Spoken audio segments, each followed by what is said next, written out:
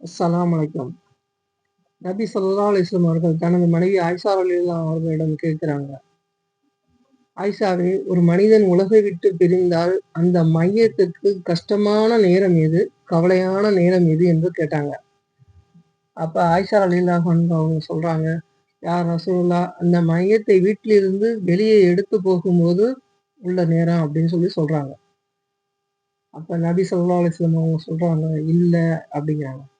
திரும்பியும் ஆயிஷா ரலியல்லாஹு அன்ஹா அவங்க சொல்றாங்க, அந்த மையத்தை கபருல அடக்கிவிட்டு, அவங்க தன்னந்தனியா விட்டுட்டு வர்றோமே அந்த நேரம் அப்படின்னு சொல்றாங்க. நபி ஸல்லல்லாஹு அலைஹி வஸல்லம் சொல்றாங்க, அதுவும் இல்லன்னாங்க. அப்ப ஆயிஷா ரலியல்லாஹு அவங்க சொல்றாங்க, நீங்களே சொல்லிருங்க அப்படின்னு அவங்கட்ட சொல்றாங்க.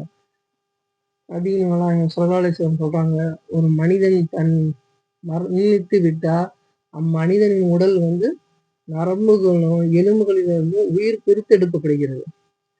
அந்த நேரத்தில் அந்த உடம்பு புண்ணா போயிருமா. எந்த மையத்தும் அதை தாங்காது. அடுத்து அந்த மையத்தை குளிப்பாட்ட அதன் சட்டைய கழட்டுவோம். அப்ப அந்த மையத்து கத்துதான், என்னை குளிப்பாட்டுபவனே, இப்பொழுதுதான் என் உடம்பிலிருந்து உயிர் பிரிக்கப்பட்டிருக்கிறது. என் உடம்பு புண்ணா போயிருக்கு. என்னிடம் மெதுவாக நடந்து கொள்ளுங்கள். என்னை இன்னும் நோகடித்து விடாதீங்க என்னன்னு கெஞ்சுமா. இந்நேரத்துல மையத்தின் அதிகபட்சமான கவலைப்படுகிறது. அடுத்து குளிப்பாட்டுற தண்ணி எடுத்து வைக்கும்போது, என் மீது சூடான தண்ணீரையோ, இல்ல குளிர்ந்த நீரையோ ஊற்றி விடாதீங்க. எனது உடம்பு தாங்காது. சூடும் இல்லாமல், குளிரும் இல்லாமல் நடுப்பட்ட தண்ணீரை என் மீது ஊற்று. என்னை இறுக்கமாக தேய்க்காதீங்க. என்னிடம் மெதுவாக நடந்து கொள்ளுங்கள் என கதறுது. இந்த சத்தம்லாம் மனிதர்களுக்கோ, ஜின்களுக்கோ கேட்காது. மத்த எல்லா ஜீவராசிகளுக்கும், படைப்பினங்களுக்கும் கேட்கும். அடுத்து கவுன் துணி அணியும்போது, என்னை கவனமாக தூக்குங்கள். ஏற்கனவே கவலையில் நொந்து போயிருக்கேன். தயவு செய்து என்னை கண்ணியமாக நடத்துங்கள் என கெஞ்சும். அதனாலதான் குளிப்பாட்டும் போது குடும்பத்தில் உள்ளவங்க அருகில் இருக்க வேண்டும். குளிப்பாட்டுவோரோடு நாமும் சேர்ந்து குளிப்பாட்ட வேண்டும். குளிப்பாட்டுவோருக்கு வேலையை வேகமாக முடிங்கன்னு சொல்லி அவசரப்படுத்தினோம்னா, அவங்க வேகமாக செய்யறேன்னு சொல்லி மையத்தை கஷ்டப்படுத்திடுவாங்க. வேகமாக செய்யறேன்னு சொல்லி மையத்தை கஷ்டப்படுத்திடுவாங்க. அடுத்து கபன் துணி அணியும் போது, கபனை செய்து முடிக்கும் போது, என்னை மூடும் போது முதலாவதாக எனது முகத்தை கட்டிவிடாதீர்கள். முதலாவதாக எனது கால்களை கட்டுங்கள். அடுத்து எனது இடுப்பை மூடுங்கள். கடைசியாக எனது முகத்தை மூடுங்கள். எனது குடும்பத்தை பார்க்கணும். இதற்கு பின் இங்கு திரும்பி வரப்போவதில்லை. கபருக்கு செல்கிறேன் என பணிவாக சத்தமிட்டு கேட்கிறது. கபருக்கு செல்கிறேன் என பணிவாக சத்தமிட்டு கேட்கிறது என்று நபிகள் நாயகம் ஸல்லல்லாஹு அலைஹி வஸல்லம் அவர்கள் கூறுகிறார்கள். சகோதர சகோதரிகளே, நாம் மரணத்தை பற்றி அடிக்கடி நினைப்பது அமல் செய்வதை லேசாக்குகிறது. தொழுகையை லேசாக்குகிறது. குர்ஆன் ஓதுவதை லேசாக்குகிறது. நம் குடும்பத்தை நேரான வழியில் நடத்துவதை லேசாக்குகிறது.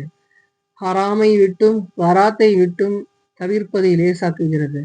எல்லாரும் சொல்லுவாங்க, மரணத்தை பத்தியே எப்ப பார்த்தாலும் பேசுற, உனக்கு மௌத்த பத்தியே பேசுறதுதான் வேலையா? மௌத்த நினைச்சுக்கிட்டே இருக்கணும்.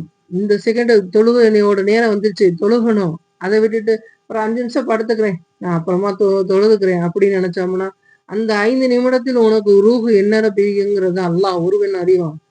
அதனால அந்த 5 நிமிடத்துக்குள்ள நம்மளோட கடமைகளை அந்தந்த நேரங்களுக்கு செய்யணும்.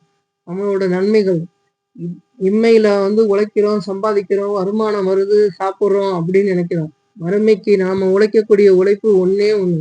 நாம் 5 நேர தொழுகைகளை நேர தவறாமல் செய்கிறது. நம்மளோட ஈமான சுத்தமா வச்சுக்கிறது. ஜக்காத்து செய்கிறது. சின்ன சின்ன விஷயங்கள். நம்மளால ஹஜ்ஜி செய்யறதுக்கு வருமானம் இல்லாம இருக்கலாம். அல்லாஹ் தஆலா தரணும்னு துஆ செய்யுங்க. ஆனா அதுக்கு வாய்ப்பு இன்ஷா அல்லாஹ், அல்லாஹ் நாடுனா கிடைக்கும். நாம அல்லாஹ்வோட பாதையில நடக்கணும். அதனால சிறு சிறு நேரங்கள கூட மரணத்தை நினைச்சாதான், மரணம் எந்நேரம் வரும்னு தெரியாது. நம்மளோட கடமைகள முடிக்கணும். நம்மளோட செய்கைகள செஞ்சு முடிக்கணும். அப்படின்னு சொல்லி நம்ம உள்ளத்துல அச்சம் வரும். அதனால தான் மரணத்தை அடிக்கடி பேசுறது. இன்ஷா அல்லாஹ் நம் மரணம் லேசாகும். நாம் அனைவரும் அடையவிருக்கும் மரணத்தை நம் அனைவருக்கும் அல்லாஹ் லேசாகி வைப்பானாக. நம் பாவங்களை மன்னிப்பானாக. கபரின் வேதனையை விட்டு நீக்கி அருள்வானாக. யா அல்லாஹ், எங்களுடைய தாய் தந்தை செய்த பாவங்களை மன்னிப்பாயாக. அவர்களுடைய மண்ணறையை சொர்க்கத்தின் பூஞ்சோலையாக ஆக்கி வைப்பாயாக. யா அல்லாஹ், என் சந்ததிகள் அனைவரும் மண்ணறையில் அவங்கள் பாவங்கள் கழித்து மண்ணறையில் நிம்மதியாக வாழ கிருபை செய்வாயாக ரஹ்மானே. ஆமீன் ஆமீன் யா ரப்பல் ஆலமீன்.